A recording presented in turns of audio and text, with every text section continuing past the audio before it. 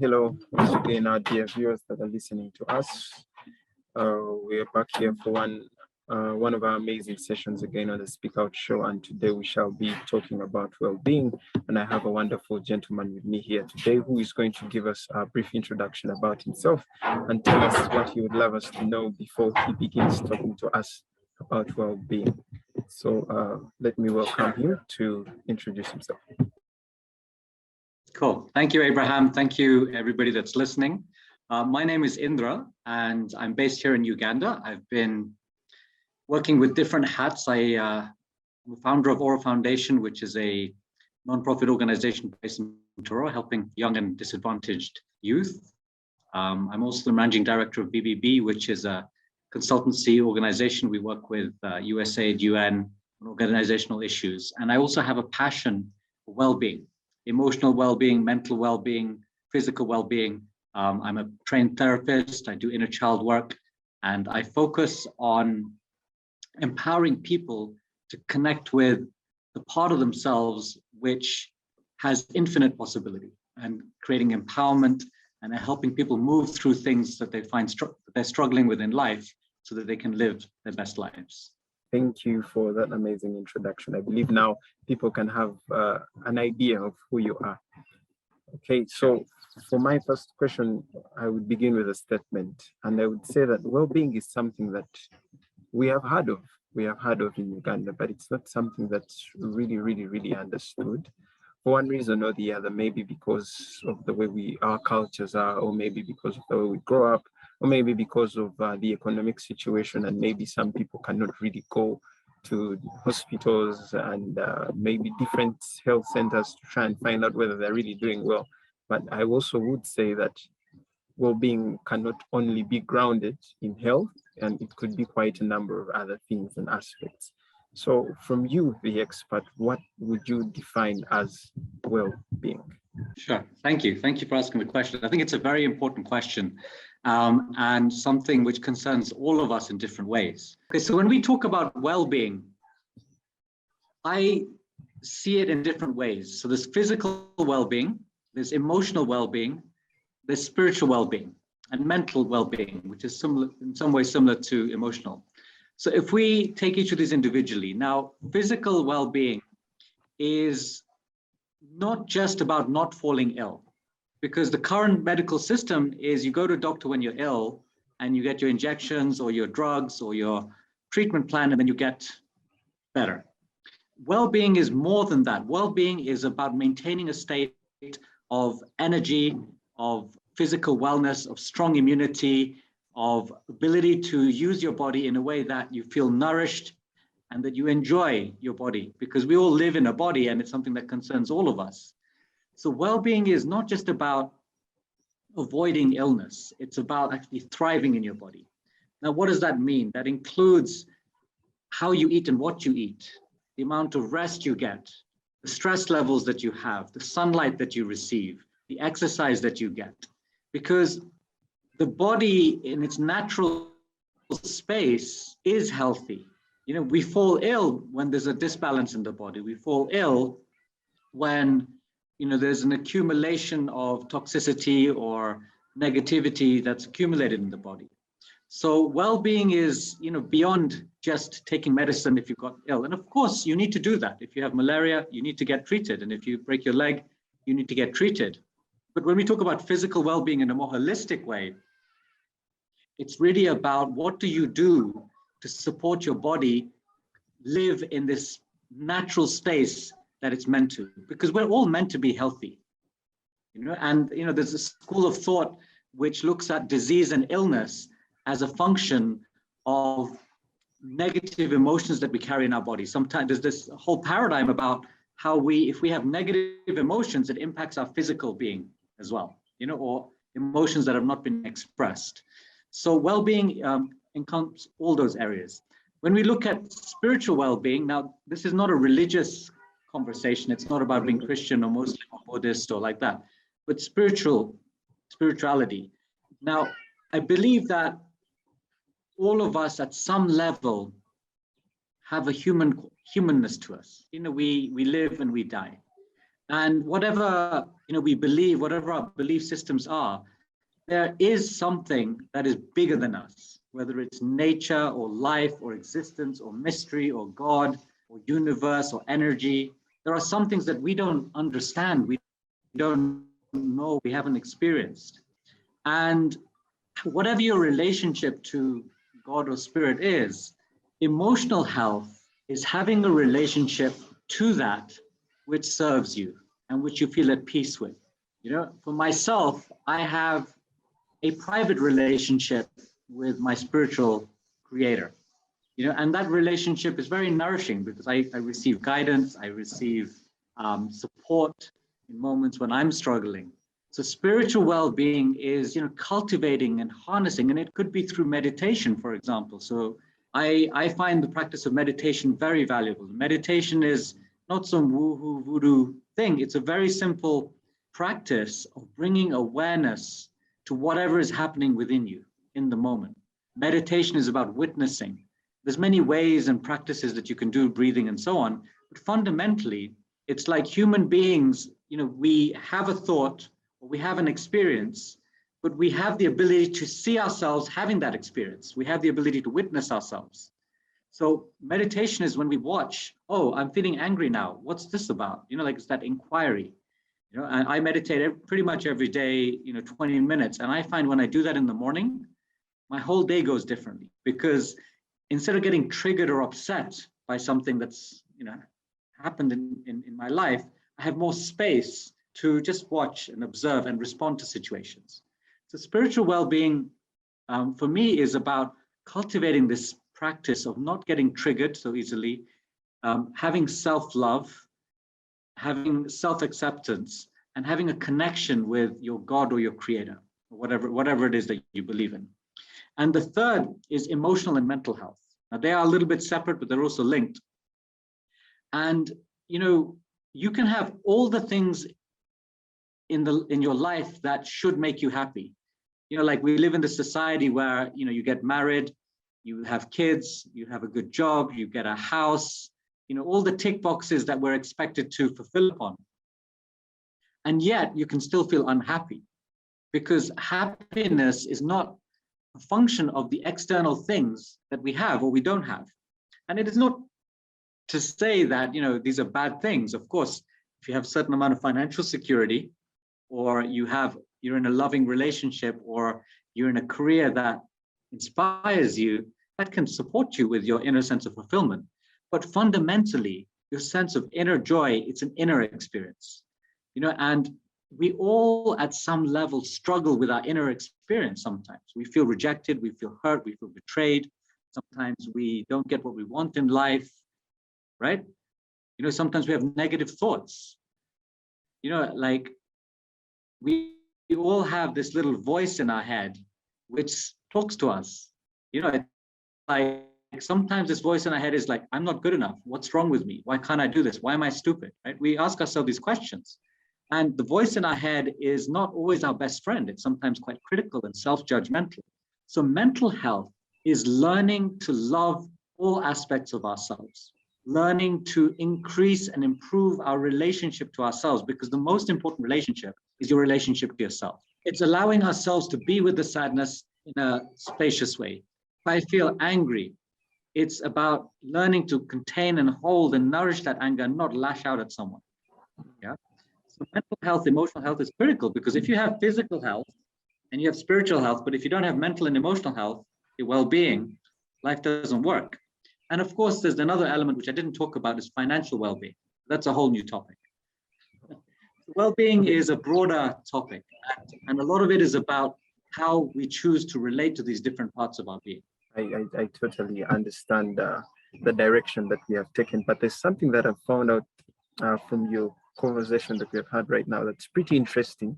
And I believe it's one of these things that's really affecting us here in Uganda and probably the world at large, really. It's a global program. And you talked of self-acceptance.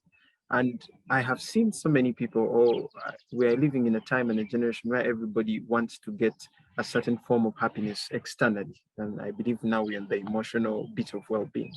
And everybody, if they don't get the likes on Facebook, if they don't get those TikTok likes, the followers, the videos, and the approval from somewhere else, then they're somewhat not happy. There's somewhat something missing. There is a lack of fulfillment, that somebody doesn't feel beautiful until they're told they're beautiful, that somebody doesn't feel they can make it somewhere until they're told they can make it somewhere. And I realize that very many people aren't deriving a lot from within, and they're deriving a lot from without. So my question is, what can you tell us about self-acceptance? What can we do to improve our self-acceptance of ourselves? What can we do to accept ourselves better as people? Sure. Thank you. Yeah, that's a very relevant question. And I think all of us are aware of this dynamic in the current society that we live in to some extent. To this, the first I would say is that we are social creatures, human beings. We do have a need to be seen, to be loved, to be heard. It's a very human and natural quality. You know, it's like the love is oxygen for the soul. So there's some legitimate human quality that has this need. And at the same time, when we link that need and it becomes like a dependency, and we grow or we contract depending on how many likes we get, whether a girl is attracted to us or whether we get a promotion or not, then we are not empowered within our own being. Because real love, deep love, is love for yourself. You know, in the end, the most important thing in life is love. If you miss love, you miss everything. It doesn't matter whether you have a nice car, how much money you have in the bank account, how many followers you have. You can be successful. You look at many actors out there, but if they don't have that experience of love, and the starting place is your love for yourself, and then it grows into your community and your family and beyond that. So self-acceptance is a function of allowing ourselves to be great with ourselves. Because there are different parts of ourselves. There is a part of ourselves which is negative. You know, we judge ourselves, right? We compare ourselves with other people on Facebook. We see these families, oh, I'm this age and I'm not married, or this person's wealthier than me, or, you know, this person has a nicer car, or he seems to be more popular, or whatever, right? And when we compare ourselves with others, we miss how beautiful and amazing we are as well within ourselves. So it's okay to, you know, have social, you know, looking, it's not like a bad thing or anything like that. But the deeper fulfillment that you can experience is within your own being.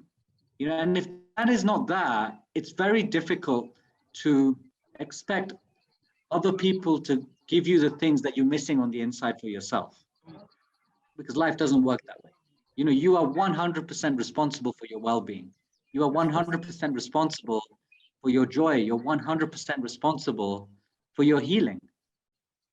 You're 100% responsible for your physical health, your mental health, your emotional health, your financial strength, health. Now, that's not to say that we have to get everything handled and it's necessarily like straightforward. You know, there is work to do. It's like, if you want to be physically well, not just like not ill, but if you want to be well, you got to train yourself. Go to the gym, eat good food, rest, cut out the alcohol, cut out the caffeine, right?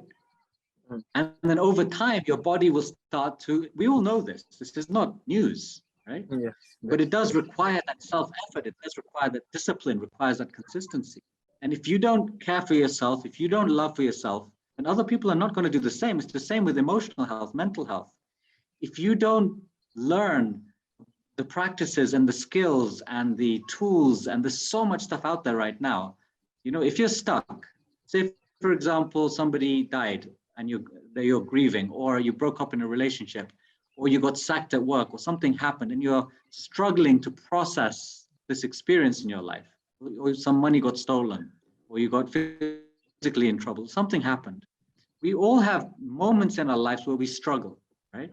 But it's in those moments, if we have done our inner work, then we're more equipped to be with the circumstance, whatever happens. Because life comes, sometimes it's great, sometimes it's very difficult. It's seasons, right? Life is full, like, you know, summer, winter, autumn, like life happens that way. Sometimes we have amazing experiences, sometimes we really struggle. What matters is not the outside circumstances and what matters is how do we respond? How are we going to be around it? And this is where doing the work around mental health and emotional health can matter. And similarly with spiritual health.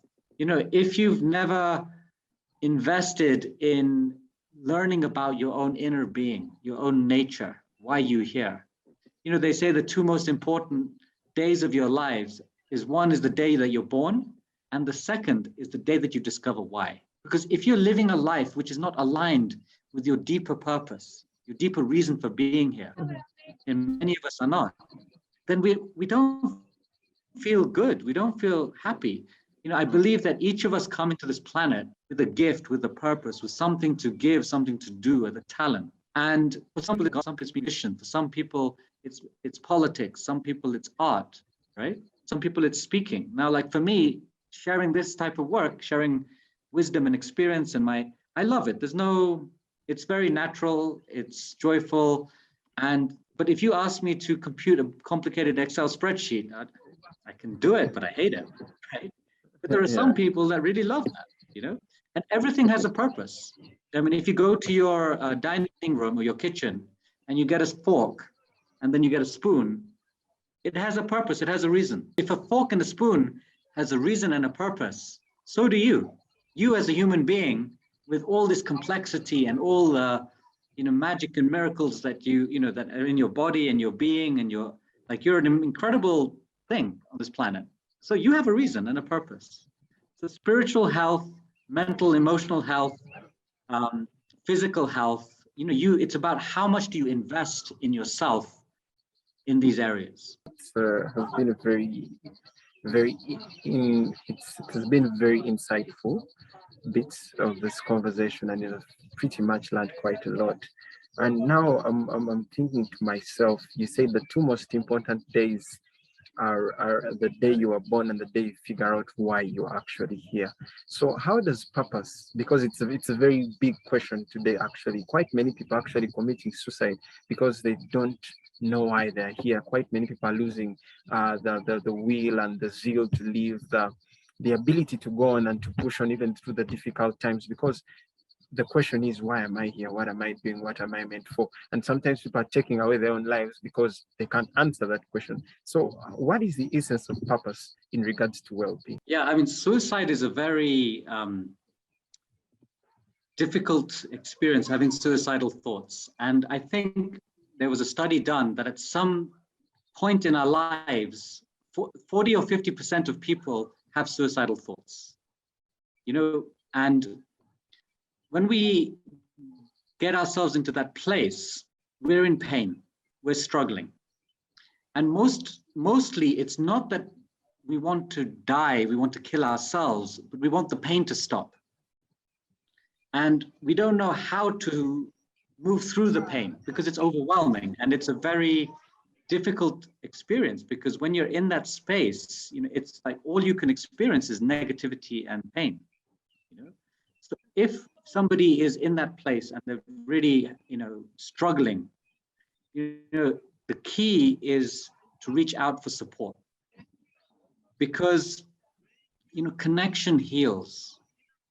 If you find a counselor or somebody who is loving and can hold your space. So suicide is a very, delicate and difficult topic. Purpose, I mean, I can see there is a link around it, but also I would say that they're not, when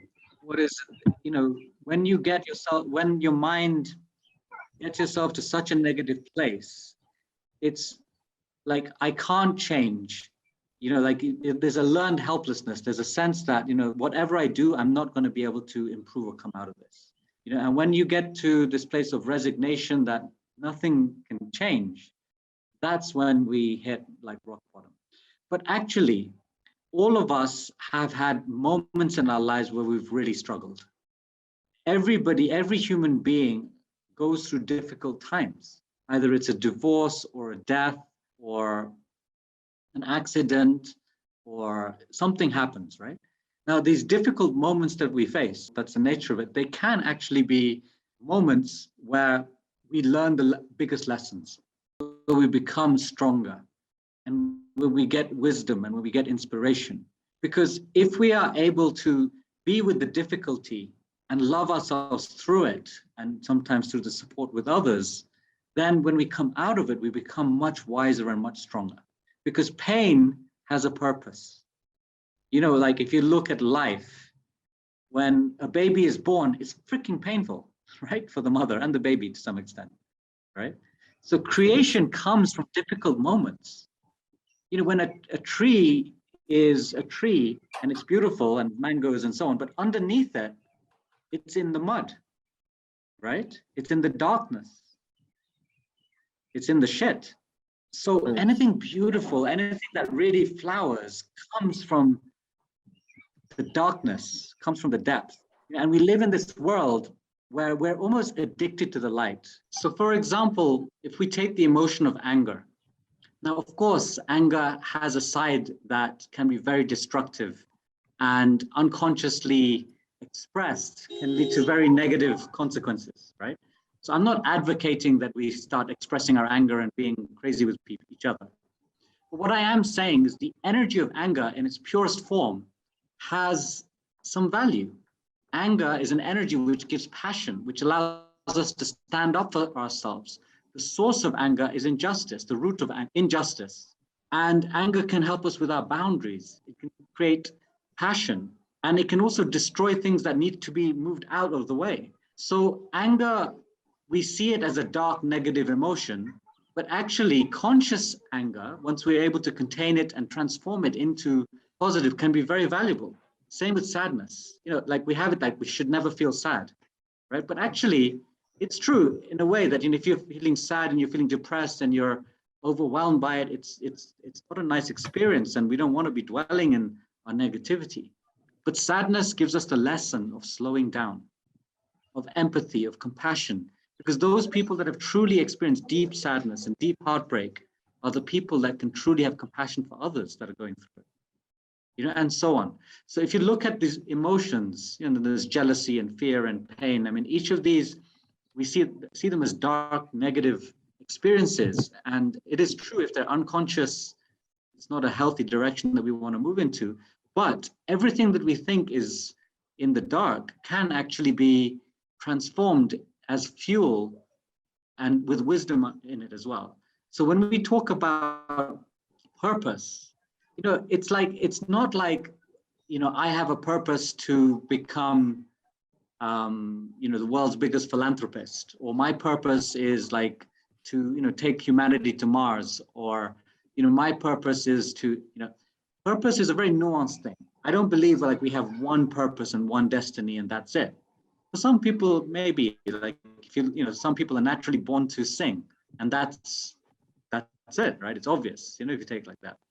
But I believe that for most of us, purpose is a daily thing, because purpose is grounded in service.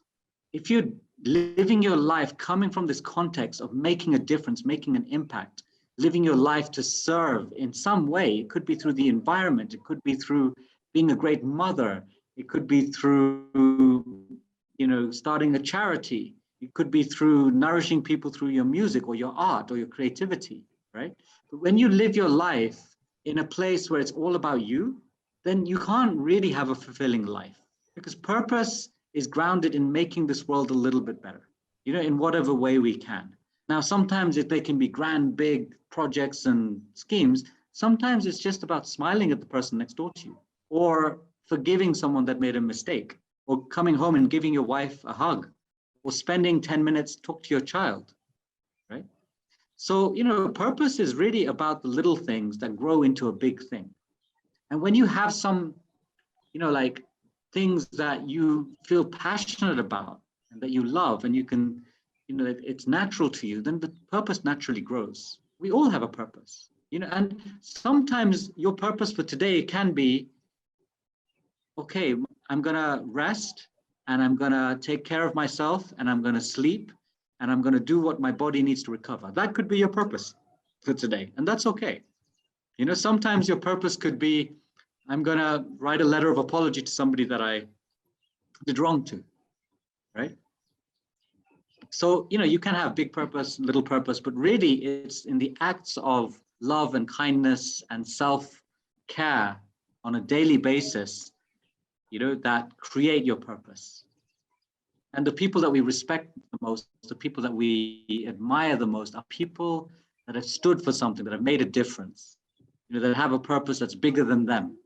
If you look at like whether it's Jesus Christ or the Buddha or Nelson Mandela or Gandhi, or, I'm not being political about it, but anybody that we admire, whether it's in art or in business or in any field, or philosophy, these are people that have dedicated their life to expressing their talent in a way that serves humanity in some way. So if you want to find a purpose, find something that you love, find something that makes a difference to others, and find something that you're good at.